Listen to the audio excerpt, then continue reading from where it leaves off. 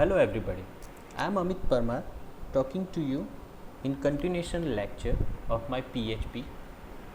In previous PHP lecture, we have discussed various fundamental topics.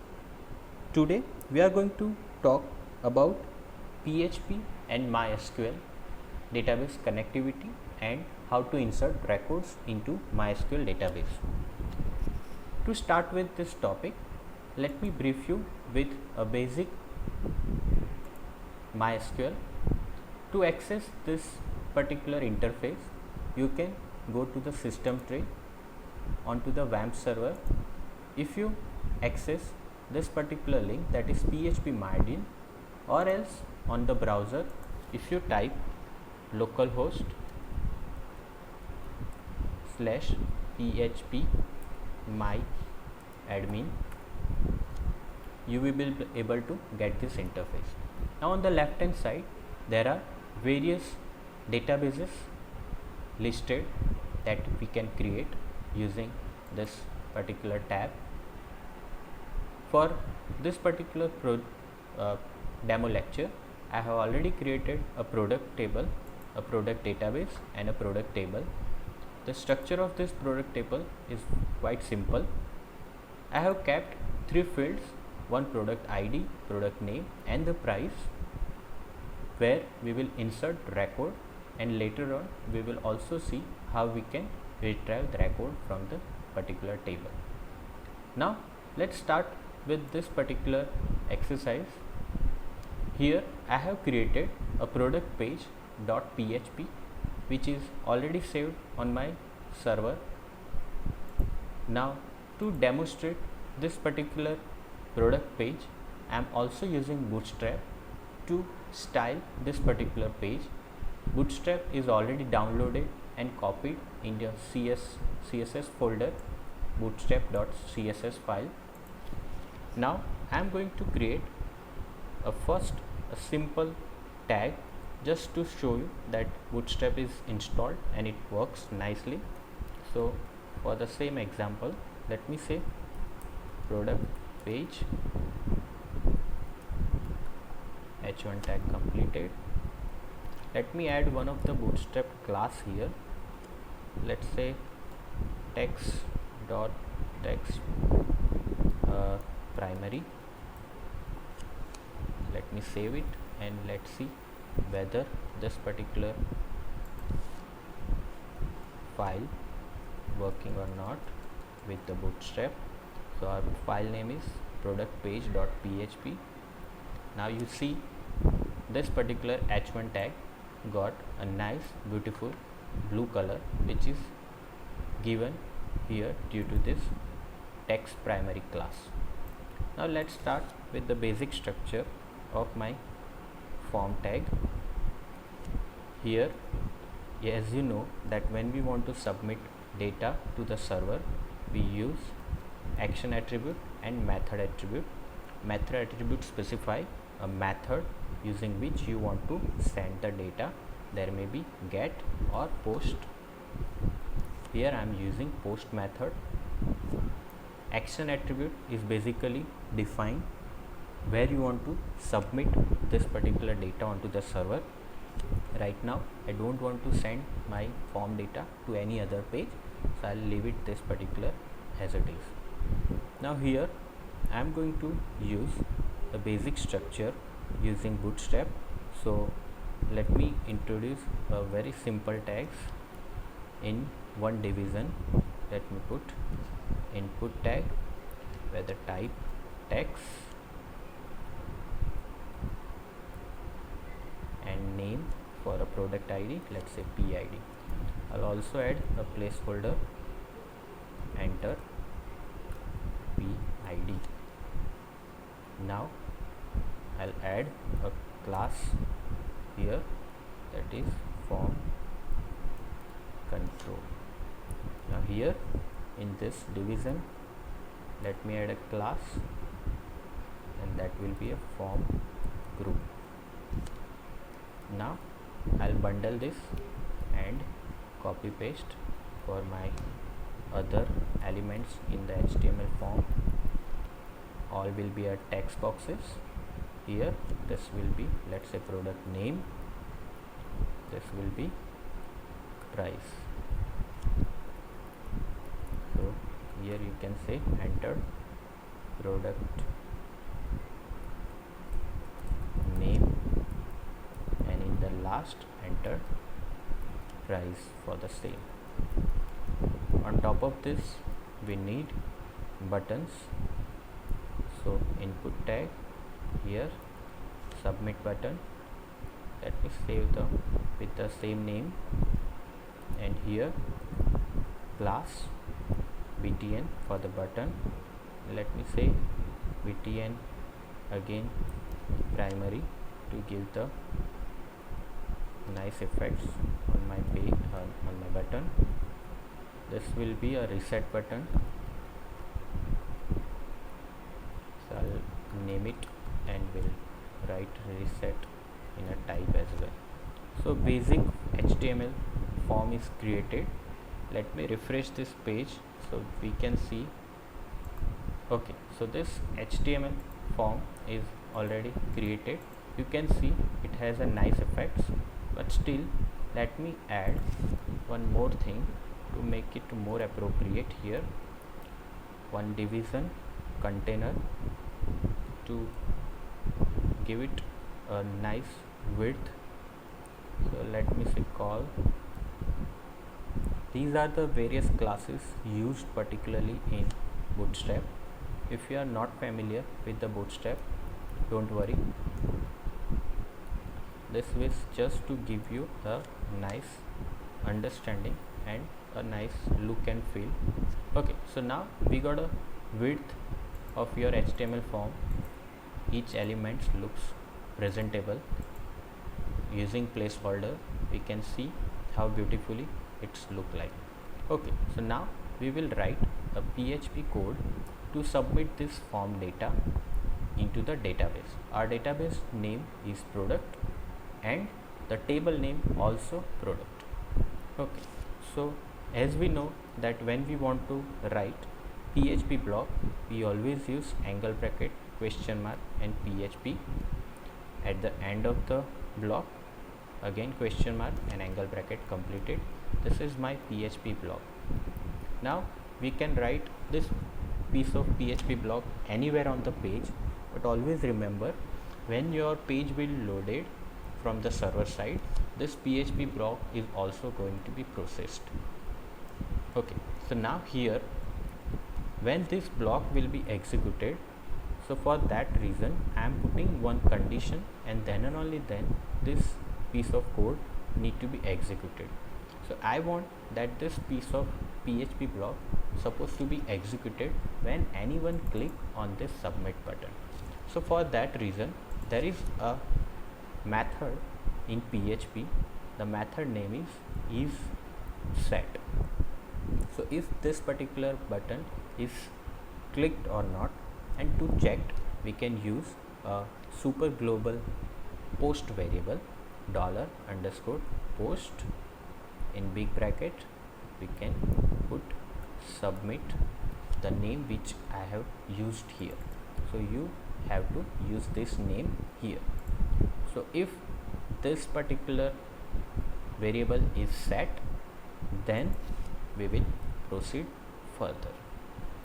Now first and most important thing is that when user has entered value into HTML form, we will display that details using PHP first. So again using post super global variable we are doing the same thing. So let me take 3 variable to store PID, product ID.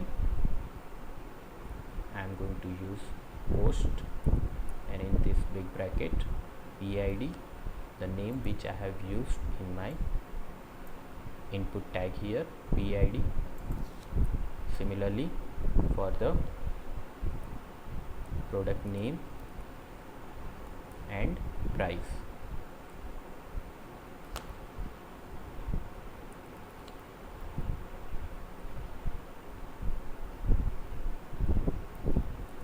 Okay, so now we have all 3 records which user has inserted in HTML form, which I have collected in this 3 variables. Before we move ahead, let's just check it out that do we have correct data collected in this particular server side scripting. So let me print this PID and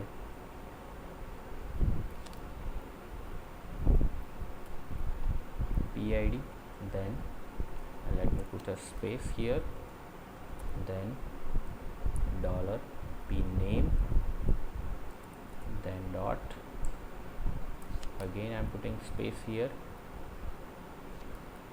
We can use double quote, single quote, whatever you want to create a space, then last price. Okay, so these records are echo. Let me save it and let's check it out whether it is working or not. So let me enter some value here.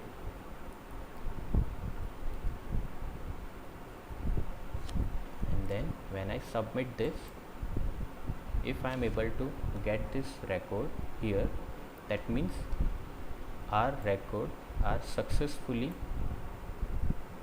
submitted to this PHP block. Okay, so now what we are going to do, we will copy this data. We don't want this echo statement here. We will copy this data into our database. To start with the database connection, we need a variable, database variable. I will say connection variable for the same, and there is a function MySQL I stand for the improvement, and connect. In this function 4 arguments basically required. First, server name, that is local host, then the login credential using which you can access. By default you will be able to access your MySQL using root username, where password will be blank, no space, nothing, and then the database name here. So in our case we have created a product database. So this database connection string connection is prepared using this connection string. Let's just check whether our connection is established or not. To check that, you can put a condition here. If it is not done, then we will get a error message. So I'll put a simple error message, let's say not connected.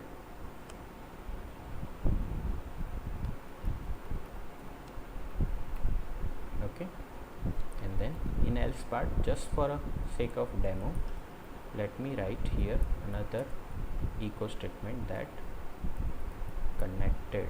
Usually we don't print connected message, this is for a demo.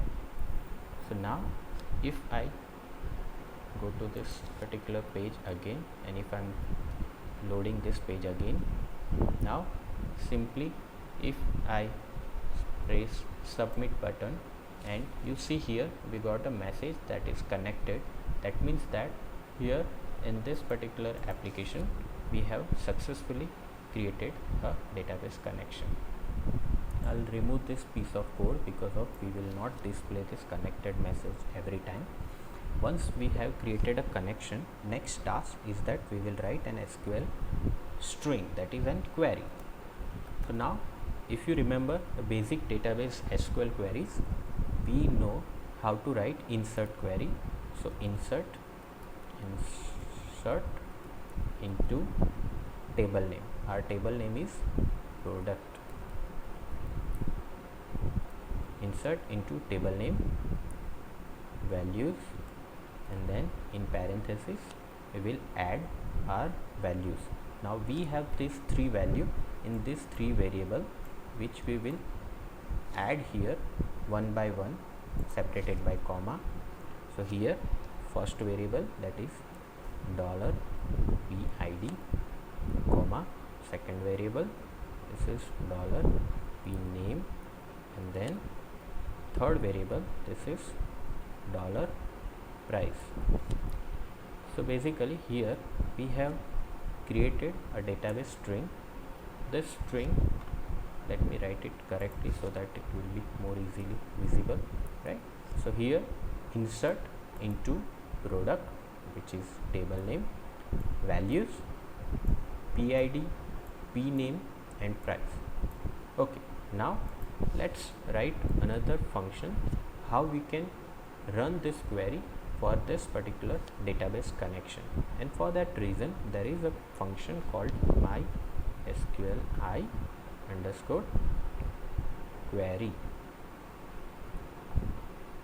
Here two arguments are required, one that is connection variable, second that is SQL string. You can also copy paste this whole string in this function and that will also work. For the better readability, I have created a separate string and I am writing here. Now if this function runs successfully, that means we have inserted our record. But to check that, let me put a condition here. So if this is true, then we can say echo that record are inserted in DB. Okay, or else we can, just for a demo, we can write here records are not inserted in DB. Okay, so now we have completed. One last thing which is very important and required, that when we have completed all basic required tasks with the database, we need to close the database connection. For that, mysqli underscore close, and here we will provide the connection variable. So successfully completion of all tasks required closing of database connection at the end. Now let's see the demo. Do we have our basic objective completed, performed or not? So let me refresh this page and let me write details here. So let's say one product ID, product name and price, and let's say if I press submit button, records are inserted into database. So just for a quick view, if we checked whether these records are inserted, you can see this last record which we have just now inserted into this particular system. So this is how we can insert record into MySQL database. There are 3 simple steps that you need to remember. After completion of HTML form, you need to collect this particular form data, and then first you need to set up a connection with the database. Then you will write a connections SQL string, and then you will fire this SQL string with your particular connection, your particular connection variable, using this mysqli underscore query function.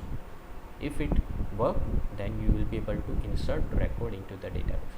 At last, don't forget to close a database connection, and then you will be able to complete your task. So this is how we can insert record into the database.